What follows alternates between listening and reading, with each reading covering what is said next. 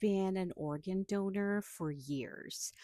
It was a decision I made when I first got my driver's license, and I never really thought much about it. But recently, something happened that completely changed my mind. My sister told me about our cousin, the one who just lost her 17-year-old son. He was placed on life support, but when it became clear he wouldn't survive, they made the heartbreaking decision to let him go. And the exact moment he was declared dead, the hospital staff rushed in, not to comfort my cousin, not to give her time to grieve. They wanted his organs. Her son was gone, and suddenly he wasn't even hers anymore. She was still in shock, still trying to understand what had just happened. She told them to back off. She said, "He's underage. I'm his mother. I get the final say." And you know what they told her? At 16, he was old enough to make that decision himself, and there was nothing she could do about it. Just like that. That moment, that coldness, that urgency, the way they completely disregarded his mother's grief, it made me start questioning everything. I used to think of organ donation as this purely selfless act.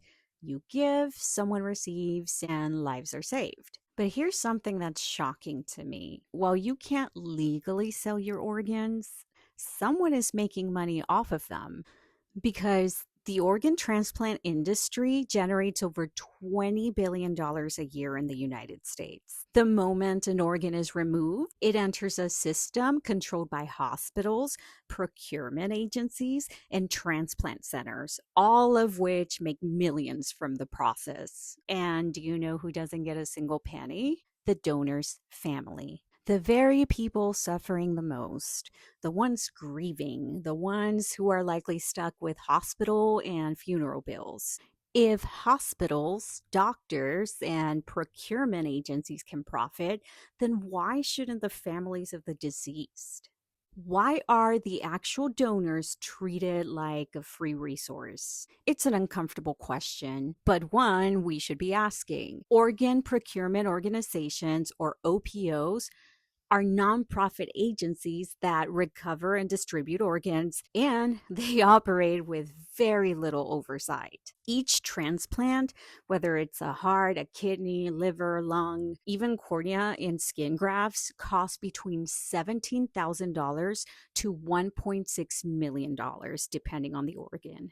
Because selling human organs is illegal, but somehow only entities legally allowed to be involved in the financial exchange of organ transplantation are hospitals, OPOs, and insurance providers. Two key laws regulate organ donation in the US: the Uniform Anatomical Gift Act, which makes a person's decision to be an organ donor legally binding, meaning their family cannot override it, and the National Organ Transplant Act, which bans the sale of human organs and created today's transplant system. So these laws are here to prevent exploitation, coercion, and the rise of a black market for organs. And yes, that's understandable. But here's what doesn't make sense. Why is it morally unacceptable for a grieving family to receive compensation when everyone else in the process is getting paid? It's a double standard that not enough people seem to question. Organ procurement organizations, or OPOs, are supposed to be independent, federally designated nonprofits that act as middlemen between donors and recipients. There are 57 OPOs in the US, each with a government mandated monopoly over a specific region. These OPOs are paid per organ recovered and successfully transplanted, which means the more organs they secure, the more revenue they generate. And so the revenue model for OPOs goes like this. OPOs receive federal funding, which means US taxpayers are indirectly paying for transplant costs. When a hospital receives an organ for transplantation, it pays a fee to the OPO that provided it. Every step in the procurement process, from transportation to cold storage, adds to the total cost of the organ. So this raises the question, If OPOs are truly nonprofit, why are their executives paid like CEOs of for profit corporations? OPO executives make six-figure salaries. Some even make over $700,000 per year. Well, families who donate organs receive nothing. A kidney transplant might be free for the recipient, thanks to Medicare, but the hospital still bills the government $300 to $400,000 per procedure. A heart transplant might cost $1.6 million, but only a fraction of that goes toward the actual surgical procedure. And while transplant surgeons are saving lives, they are also being paid handsomely. Some earn over $500,000 per year, depending on their specialty. So, where does the money go? This is where things get murky because while hospitals, transplant centers, and OPOs all make money, they are not required to disclose exactly how much they profit. In almost every other sector, insurance, pharmaceuticals, private healthcare, there are regulations that require financial disclosures. But OPOs, the nonprofits, they operate in secrecy. Let's compare this to something familiar: blood donation. When you donate blood, it's free, right?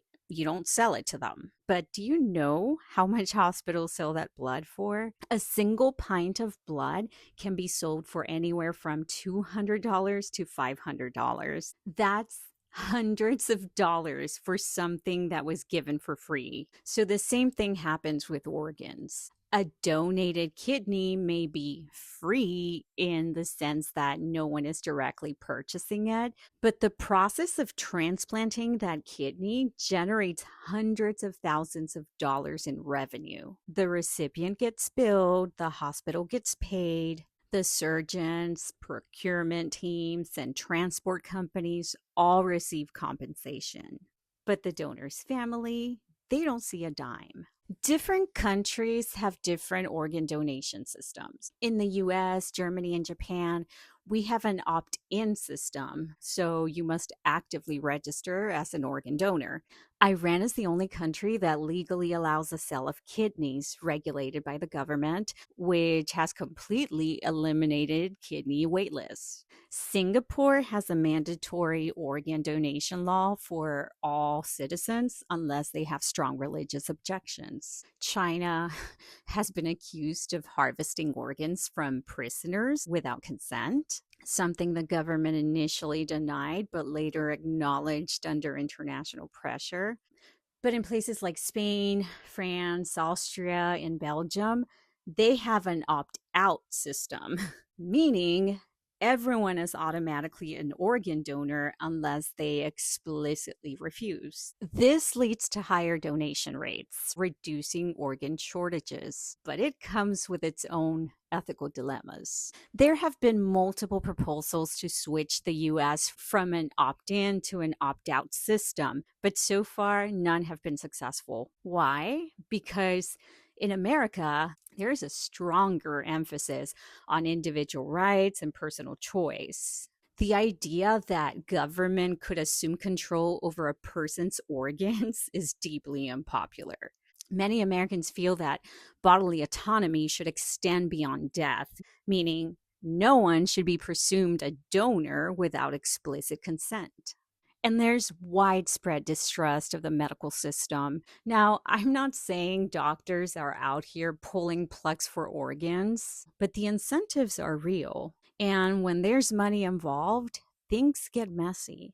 So, in the United States, individuals under 18 years of age cannot legally consent to organ donation. And while minors may express their intent by registering as an organ donor, minors must have their legal guardian's permission for organ donation. Never forget that this is your right. Do not allow hospital staff to pressure you into anything. Hospitals are supposed to follow strict medical and ethical guidelines before declaring a patient brain dead and proceeding with organ procurement, which is defined by irreversible loss of brain function.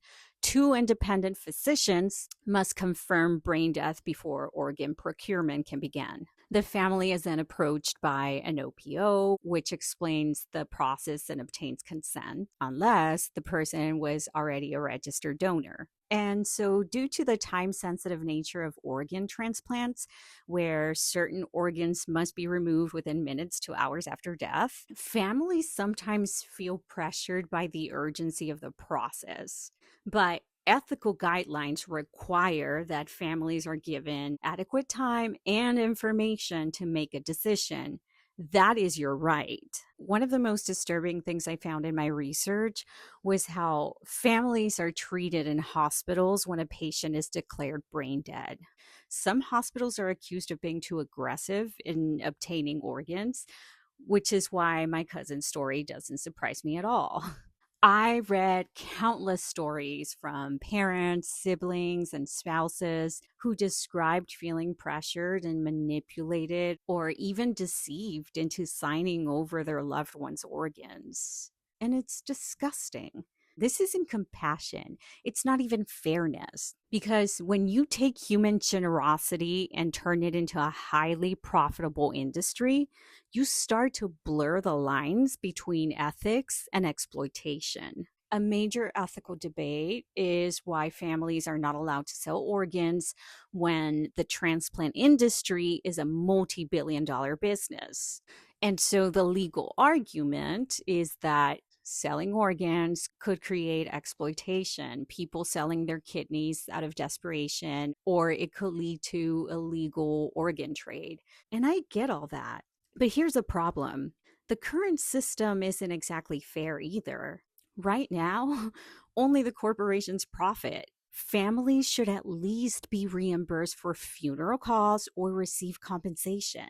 So, after everything I've learned, I made a decision. I'm going to remove myself from the donor organ registry, not because I don't believe in saving lives, but because I just don't trust the system to do right by my family. Not in this current form, not with the lack of transparency, definitely not with the profit incentives that seem to creep into every part of the process. And most importantly, not with how grieving families are treated. I don't want my family to be put in a high pressure situation at the worst possible moment of their lives. And if someone makes a mistake with me, if I'm declared brain dead too early, who's going to advocate for me? My family won't even be given a chance to. Hospitals are not neutral in these decisions. Once a person is declared brain dead, that individual is worth a lot of money in potential transplants. Given how much pressure there is to get viable organs as fast as possible, I never want a doctor to look at me as a donor before they look at me as a patient. Again, I'm not saying that doctors don't do everything they can to save lives, but when a system has financial incentives, it can create unconscious biases, and I'm not willing to take that risk. So I realized something. Organ donation, in theory, is an incredible act of generosity. But the way the system is structured, it leaves way too much room for exploitation, financial interests, and ethical concerns. So, if you don't trust the system, but you still want to help people, what can you do? Are there alternatives to traditional organ donation? It turns out, yes, there are. You can choose to do direct organ donation. You can specify that your organs go to a family member, friend, or specific individual. Okay, what if you want to donate while you're alive? You don't have to wait until death to donate an organ. Certain organs, like kidneys and parts of your liver, can be donated while you're still alive, and you get to choose who receives them. And the best part, living organ donors are actually protected by federal law, meaning hospitals and procurement agencies can't pressure you or manipulate your decision like they do with postmortem organ donation. You can also do whole body donation for medical research. Unlike the traditional organ donation system, these programs focus on education and scientific progress rather than profit. Some medical research programs even cover funeral expenses as part of their donation agreement. something hospitals and OPOs never offer. And then, of course, there's the option to just opt out entirely. If you don't trust the system and don't want to participate, that's your right. You can remove yourself from the organ donor registry, which you can do online through your state's DMV or health department. You can also create a living will that explicitly states you do not consent to organ donation under any circumstances. It's not really about whether organ donation is good or bad. It's about whether the system is working the way we're told it does and whether or not we can actually trust it. And for me, I don't. So I made my choice. And now it's up to you to make yours. Thank you so much for spending time with me, and I'll see you guys in the next one.